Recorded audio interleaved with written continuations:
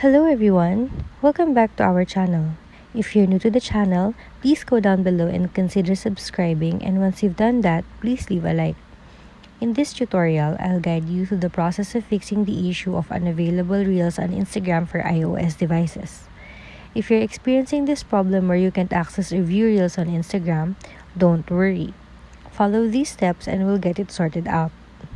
First is open your settings by tapping it. Then, scroll down and find Instagram app. If you found it, tap it. Now, make sure that background app refresh and cellular data is turned on. And now we go back to the settings page by tapping settings. Now scroll up and find general.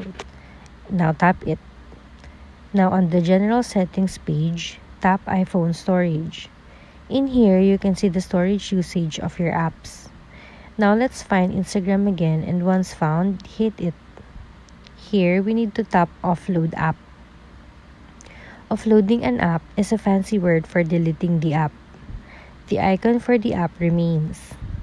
Now, go back in your home screen and find the Instagram app. Now, if you tap the Instagram app, it will reinstall the Instagram. Great job!